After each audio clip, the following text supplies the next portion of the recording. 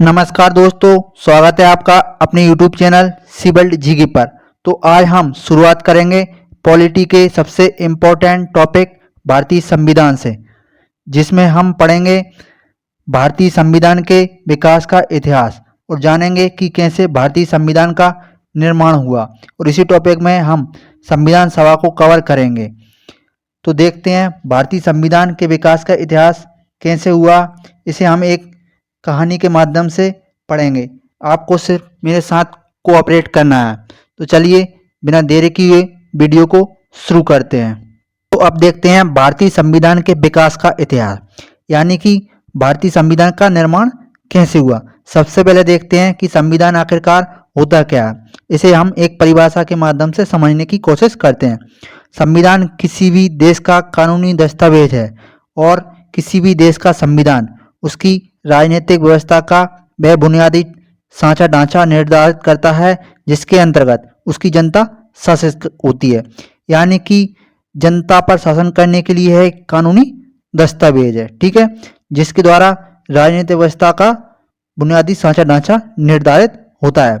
संविधान दो तरह के होते हैं, एक लिखित संविधान होता है और एक अलिखित होता है। उदाहरण के तौर पर जो भारत का संविधान है वह लिखित संविधान है और ब्रिटेन का संविधान है अलिखित संविधान है। जैसे सऊदी अरब, ब्रिटेन, इन दोनों का है जो कैसा अलिखित संविधान है। अब हम देखते हैं 1973 का रेगुलेटिंग एक्ट, 1935 का भारत शासन अधिनियम और 1946 का कैबिनेट मिशन। दोस्तों 1946 के कैबिनेट मिशन के आधार पर ही संविधान सभा का निर्माण हुआ था। आज की वीडियो में हम 1973 का रेगुलेटिंग एक्ट और 1935 का भारत शासन अधिनियम को थोड़ी डिटेल में ज़्यादा नहीं पढ़ेंगे, क्योंकि हमारे लिए इतना यह इम्पोर्टेंट नहीं है। इनको हम अगली वीडियो में कवर करेंगे। तो चलिए आगे देखते हैं। 1773 ई का रेगुलेटिंग एक्ट, इसके द्वारा क्या हुआ इसको देख लेते हैं। 1757 की प्लासी की लड़ाई और 1764 के बक्सर के युद्ध को अंग्रेजों द्वारा जीत लिए जाने के बाद बंगाल पर ब्रिटिश ईस्ट इंडिया कंपनी के शासन हो गया और इसी शासन को अपने अनुकूल बनाए रखने के लिए अंग्रेजों ने समय समय पर कई एक्ट पारित किए जो भारतीय संविधान के विकास की सीढ़ियां बनी। हमने देखा था कि 1973 के रेगुलेटरी एक्ट के द्वारा ही कुछ संविधान के निर्माण में महत्वपूर्ण योगदान रहा।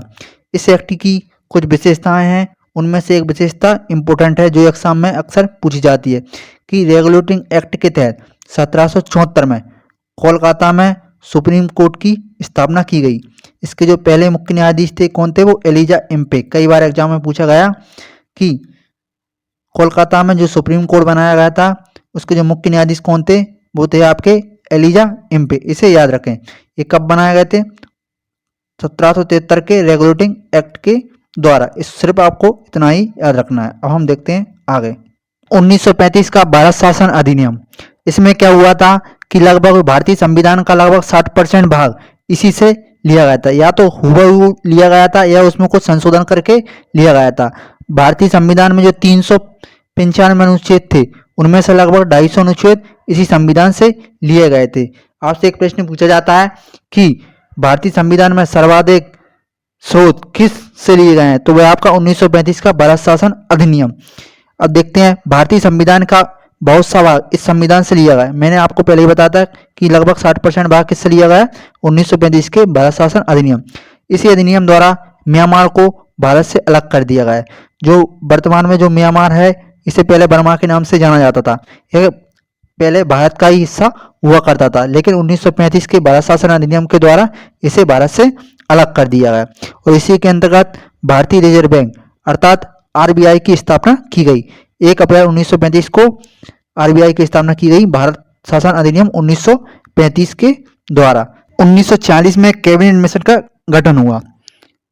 जुलाई 1940 में कैबिनेट मिशन के तहत भारतीय संविधान के निर्माण के लिए संविधान सभा का गठन किया गया। तो दोस्तों संविधान सभा के द्वारा ही संविधान सभा का निर्माण किया गया था। तो यह संविधान सभा कैसे आई, क्या क्या इसमें खूबियां रही और क्या क्या क्वेश्चन इससे आ सकते हैं, इन सबको हम कवर करेंगे। सबसे पहले देखते हैं कि संविधान सभा का गठन अंग्रेजों द्वारा कैबिनेट मिशन के तहत किया गया। यह योजना 1946 में भारत आई। इसी योजना के तहत संविधान सभा बनाने का मौका मिला और इस योजना के तहत जुलाई 1946 में संविधान सभा का गठन हुआ। अब देखते हैं कि इसमें मेंबर कौन आए और कहां से आए। संविधान सभा के सदस्यों की कुल संख्या कितनी टोटल, तो वो थी आपकी 389 389।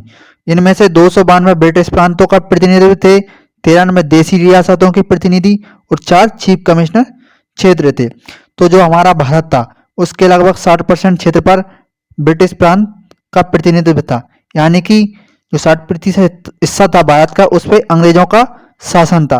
बाकी के जो 40% हिस्सा था उस पर जो हमारे राजा रजवाड़े ब्रिटिश लोगों के अलावा जो फ्रांसीसी थे, डच थे, जो लोग पुर्तगाली थे, वो उनका कब्जा था। बाकी जो 60% हिस्सा था उस पर ब्रिटिश प्रांतों यानी कि अंग्रेजों का सीधा शासन था। तो 292 ब्रिटिश प्रांतों के प्रतिनिधित्व थे, 93 देसी रियासतों के प्रतिनिधित्व थे और 4 चीफ कमिश्नर क्षेत्रों के प्रतिनिधि थे। दोस्तों एग्जाम में पूछा जाता है कि टोटल संविधान सभा में सदस्यों की टोटल संख्या कितनी थी, वो थी आपकी 389। यह भी पूछा जाता है कि कितने ब्रिटिश प्रांतों से चुने गए थे, कितने देसी रियासतों से और कितने चीफ कमिश्नर क्षेत्र थे। इनको आपको याद रखना। इससे कुछ और पॉइंट आते हैं कि जो हमारे संविधान सभा के सदस्य थे वो कैसे चुने गए थे। तो संविधान सभा के सदस्यों का चयन किसी चुनाव पद्धति द्वारा नहीं हुआ था, यानी कि वयस्क मताधिकार पद्धति के द्वारा नहीं हुआ था। उनका चयन मनोनयन के आधार पर किया गया था, यानी कि विभिन्न प्रांतीय विधानसभाओं द्वारा उन्हें मनोनीत करके संविधान सभा में भेजा गया था। देसी रियासतों के द्वारा भी मनोनयन के आधार पर भेजा गया था। संविधान सभा में जो सदस्य चुने कर आए उनकी का चयन किस प्रकार से किया गया। प्रांतों या देशी रियासतों को उनकी जनसंख्या के अनुपात में संविधान सभा में प्रतिनिधित्व दिया गया था। साधारणतः 10 लाख की आबादी पर एक स्थान का आवंटन किया गया था। याद रखें एग्जाम में पूछा गया था कि कितनी आबादी पर एक स्थान का आवंटन किया गया था, तो मुताब की 10 लाख की आबादी पर एक स्थान का आवंटन किया गया था। इसके अलावा जो 389 सदस्य थे उनमें एसटी के लोग कितने थे, एससी के कितने थे और महिलाएं कितनी थी, यह भी प्रश्न में पूछा जाता है। तो इन टोटल में से अनुसूचित जाति यानी कि एससी शेड्यूल कास्ट के 26 सदस्य चुने गए थे। अनुसूचित जनजाति एसटी शेड्यूल ट्राइब्स के 33 यानी कि 33 चुने गए थे और उनमें टोटल महिलाएं कितनी चुनी गई थी, आपकी 15 महिलाएं चुनी गई थी। इस प्रकार से टोटल कितने सदस्य थे उसमें 389 सदस्यों को चुना गया था। तो आपने देखा संविधान सभा का गठन हो गया। अब संविधान सभा के सामने एक ऐसा संविधान तैयार करना जो देश के प्रशासन व्यवस्था को इस विधिवत रूप से चलाए कि आगे तक भारत में किसी भी प्रकार की अराजकता उत्पन्न ना हो। और सामान्यता आज आप प्रशासन व्यवस्था को देखकर अनुमान लगा सकते हैं कि वर्तमान में यह अपने प्रयासों में सफल रहे और आज भी भारत में अराजकता की स्थिति नहीं है और आज भारत विश्व का सबसे बड़ा लोकतंत्र माना जाता है। अब देखते हैं संविधान सभा के बारे में कुछ महत्वपूर्ण फैक्ट। संविधान सभा की बैठक शुरू हुई तो वो डेट थी कितनी, 9 दिसंबर 1946। इसमें अगर आप 2 जोड़ देंगे तो +2 करके 11 दिसंबर, इसमें +2 जोड़ देंगे तो 13 दिसंबर 1946। इन तीनों डेटों को आपको याद रखना है। कई बार एग्जाम में पूछा जाता है कि बैठक कब हुई, कब स्थायी अध्यक्ष चुने गए, कब उद्देश्य प्रस्ताव हुआ। तो मैं आपको एक एक करके याद करवा दूंगा, आपको इनको रटने की जरूरत नहीं है। तो देखते हैं पहली 9 दिसंबर 1946 को संविधान सभा की प्रथम बैठक हुई और यह बैठक कहाँ हुई थी, नई दिल्ली स्थित कौंसिल चैम्बर के पुस्तकालय भवन में। यह भी पूछा गया प्रश्न है कि यह बैठक कहाँ हुई थी, नई दिल्ली स्थित कौंसिल चैम्बर के पुस्तकालय भवन में। आप इसे याद रखें। तो बैठक क्यों हुई कि संविधान कैसा होगा, इसका निर्माण कब होगा, उसका जो प्रारूप होगा वो कैसा होगा, ये सब संविधान की बैठक में निर्णय लिया गया। इसी संविधान में मुस्लिम लीग ने इस बैठक का बहिष्कार कर दिया। तो सबसे पहली बात है कि इसमें जो किसी अध्यक्ष को बनाना जरूरी था, तो संविधान सभा के जो सबसे बुजुर्ग सदस्य थे डॉक्टर सच्चिदानंद सिन्हा को भारत का अस्थायी अध्यक्ष चुना गया। ठीक है, स्थायी अध्यक्ष को चुनने का मौका ही नहीं मिला तो अस्थायी चुनने का मौका मिला। आप इसे कैसे याद रखेंगे, तो बुजुर्ग सदस्य थे इसे तो आप याद रख सकते हैं, लेकिन आप भूल जाएं कि सच्चिदानंद सिन्हा को कैसे याद रखें, क्योंकि कन्फ्यूजन आता है। कहीं कहीं पे मिलता है आपको सच्चिदानंद सिन्हा तो कहीं सत्येंद्र प्रसाद सिन्हा, तो इसमें आपको कन्फ्यूजन हो जाता है। तो इसे कैसे याद रखेंगे, जो व्यक्ति सच्चा होता है उसे अस्थायी अध्यक्ष बनाया जाता है। तो सच्चा से सच्चिदानंद सिन्हा को याद करके याद रख सकते हैं। इसके 2 दिन बाद ही 11 दिसंबर 1946 को डॉक्टर राजेंद्र प्रसाद को संविधान सभा का स्थायी अध्यक्ष चुना गया। ठीक है, 2 दिन बाद ही किसे स्थायी अध्यक्ष चुन लिया गया, वो थे आपके डॉक्टर राजेंद्र प्रसाद। इसके 2 दिन बाद ही 13 दिसंबर 1946 को जवाहरलाल नेहरू ने सभा के समक्ष उद्देश्य प्रस्ताव पेश किया। इसी के साथ संविधान बनाने की कार्रवाई शुरू की। जो हमारी आज वर्तमान में प्रस्तावना है उसे ही उद्देश्य प्रस्ताव कहा जाता था। यह प्रश्न पूछा जाता है कि उद्देश्य प्रस्ताव किसने पेश किया था और कब पेश किया था। तो पेश किसने किया था, वो थे आपके जवाहरलाल नेहरू। और कब पेश किया था, वो थे 13 दिसंबर 1946 को। ठीक है, यह प्रस्ताव बाद में आकर चल के 22 जनवरी 1946 को पास हुआ और पास होने के बाद संविधान बनने की प्रक्रिया शुरू हुई। संविधान सभा के प्रमुख समितियों के अध्यक्ष देखते हैं। ठीक है, एक है आपकी संचालन समिति, जिसके अध्यक्ष कौन थे, आपके डॉक्टर राजेंद्र प्रसाद। संविधान सभा का संचालन देखरेख करने के लिए किसका होना आवश्यक है, एक अध्यक्ष का। तो वर्तमान में जो अध्यक्ष थे स्टार्टिंग में संविधान सभा के, वो कौन थे, डॉक्टर राजेंद्र प्रसाद। इससे रिलेट करके आप याद रख सकते हैं। प्रारूप समिति यानी कि ड्राफ्टिंग समिति, जो प्रारूप समिति के अध्यक्ष कौन थे, तो संविधान कैसा हो, उसका प्रारूप कैसा हो, संविधान निर्माण किसने किया था, वो थे आपके भीमराव अंबेडकर। अब देखते हैं प्रांतीय संविधान समिति, जो सरदार वल्लभ भाई पटेल को आप याद करके रख सकते हैं, क्योंकि जो प्रांतों को भारतीय संघ में शामिल करने के लिए किसने राज्य किया था, तो वे थे आपके सरदार वल्लभ भाई पटेल। अगला संघीय संविधान समिति, इसके जो अध्यक्ष थे पंडित जवाहरलाल नेहरू। संघ यानी कि केंद्र का मुखिया कौन होता है, तो वो होते हैं आपके प्रधानमंत्री। तो स्टार्टिंग में जो प्रधानमंत्री कौन थे, तो वे थे आपके पंडित जवाहरलाल नेहरू। एक और है राष्ट्रध्वज संबंधी समिति, डॉक्टर राजेंद्र प्रसाद। इसे आप याद रखें दोस्तों, एग्जाम में पूछे जाते हैं कि कौन सी समिति का कौन से अध्यक्ष थे। इसके अलावा एक और समिति आपकी झंडा समिति, इससे भी याद रखें आप, कौन सी है, वो आपकी झंडा समिति। इसके अध्यक्ष कौन है, वो है JB कृपलानी। इसे भी आप याद रख सकते हैं। मैंने इसमें लिखना भूल गया हूं, तो आप इसे जरूर याद रखें। अभी हमने पीछे देखा था कि पाकिस्तान ने भारत से अलग राष्ट्र की मांग की थी और संविधान सभा की बैठक का बहिष्कार किया था। तो आखिरकार वह दिन आ ही गया था कि भारत का बंटवारा होना तय हो गया।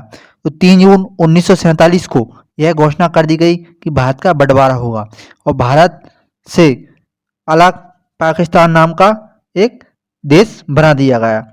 भारत अपनी आज़ादी दिवस 15 अगस्त 1947 को मनाता है और पाकिस्तान अपना आज़ादी दिवस 14 अगस्त 1947 को मनाता है। भारत के संविधान सभा में जब भारत शामिल था तो उसमें पाकिस्तान के सदस्य भी शामिल थे, लेकिन पाकिस्तान अलग हो जाने के कारण जो पाकिस्तान के सदस्य थे, जो राजा रजवाड़े थे, वो पाकिस्तान में चले गए और संविधान सभा के जो सदस्य थे उनकी संख्या क्या हो गई, कम हो गई।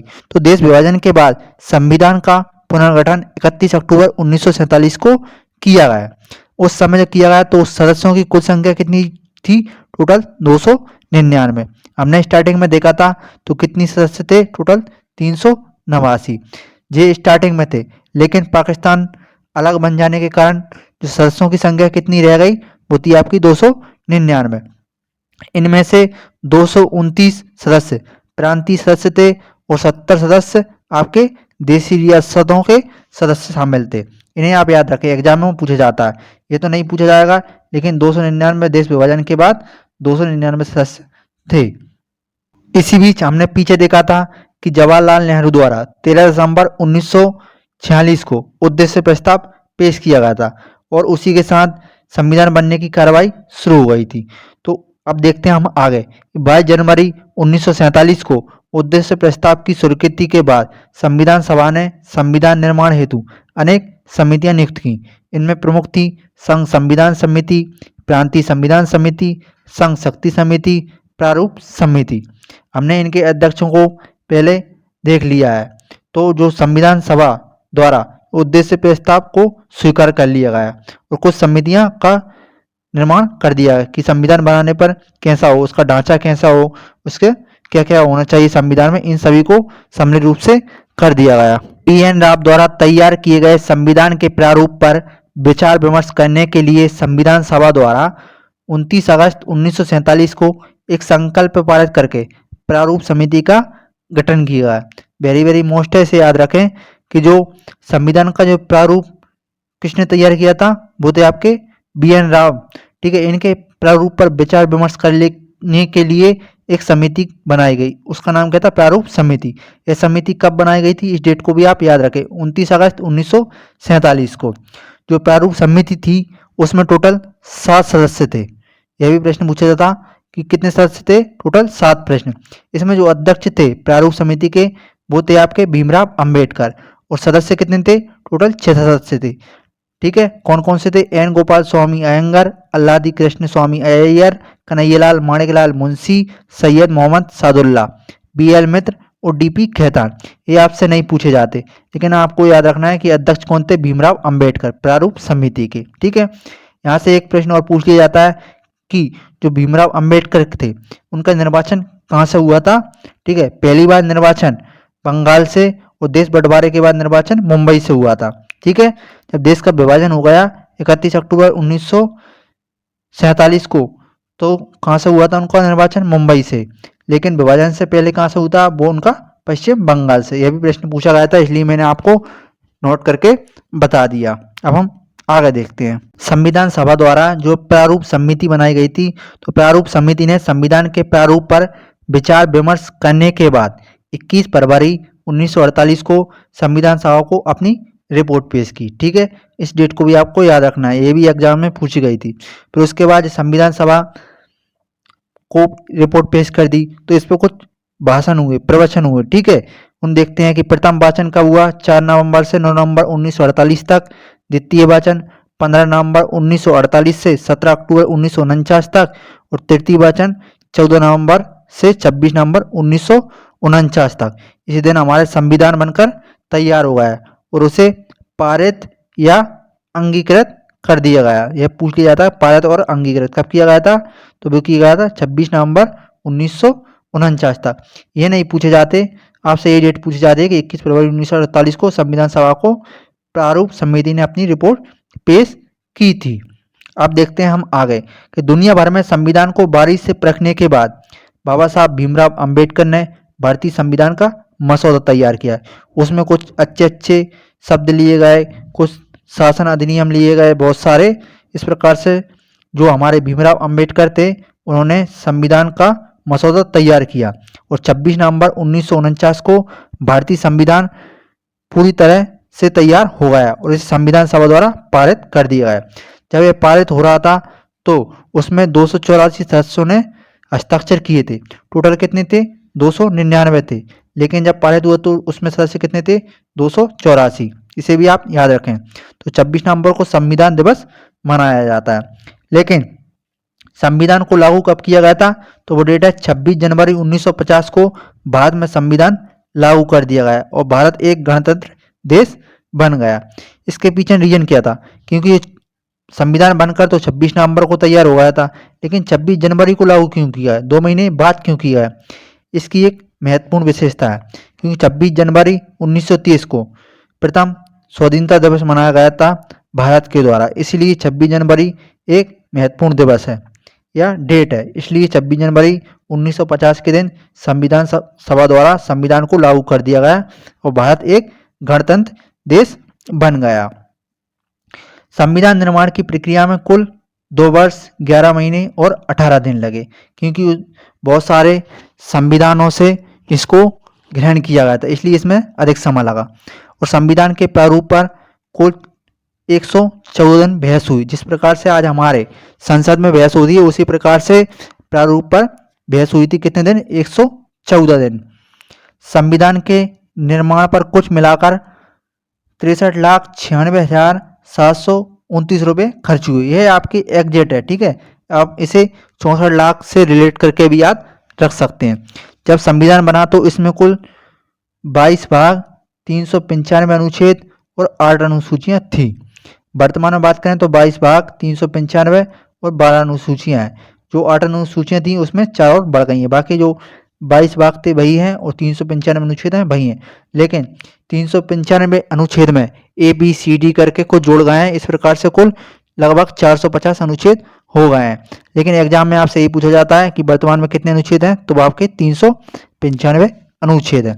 इसके अलावा संविधान सभा द्वारा कुछ अन्य कार्य भी किए गए थे, जैसे कि संविधान सभा ने 22 जुलाई 1947 को राष्ट्रीय ध्वज को अपनाया। जो हमारा भारत का जो तिरंगा है उसको कब अपनाया गया था, 22 जुलाई 1947 को। तो किसके द्वारा अपनाया गया था, संविधान सभा के द्वारा। इसके अलावा संविधान लागू होने से 2 दिन पहले यानी कि 24 जनवरी 1950 को राष्ट्रीय गान को अपनाया गया। जो हमारा जनगण मन था उसको कब अपनाया गया, 24 जनवरी 1950 को। इसके 2 दिन बाद यानी कि जब संविधान को लागू किया गया 26 जनवरी 1950 को राष्ट्रीय गीत को अपनाया गया था। इसे याद रखें, एग्जाम में ये डेट पूछी गई है, तो आप इसे जरूर याद रखें। अब देख लेते हैं कि स्वतंत्र भारत का पहला मंत्रिमंडल कब बना। इसमें एग्जाम में पूछे गए प्रश्न एसएससी जीडी में कई बार पूछे गए हैं, प्रश्न नहीं याद रखें। 1 नंबर का प्रश्न यहाँ से आपको जरूर बन जाता है कि जो स्वतंत्र भारत का पहला मंत्रिमंडल था वो क्या था, 1947 में।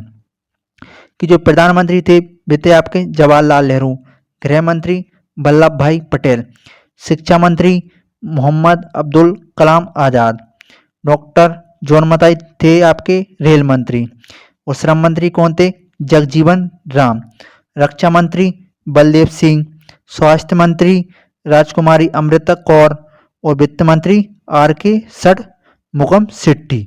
ठीक है, आपसे एक प्रश्न पूछा गया था कि रक्षा मंत्री कौन थे 1947 में, बलदेव सिंह। तो आप इसे एक हिंट के द्वारा याद रख सकते हैं कि रक्षा कौन व्यक्ति करता है जिसमें क्या हो, बल हो। ठीक है, वही व्यक्ति रक्षा कर सकता है, तो आप इसे रिलेट करके याद रख सकते हैं।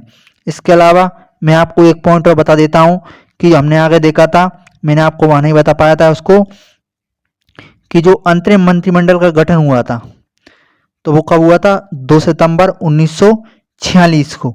एक एग्जाम में यह प्रश्न पूछा गया था कि भारत का अंतरिम मंत्रिमंडल का गठन कब हुआ था, 2 सितंबर 1946 को।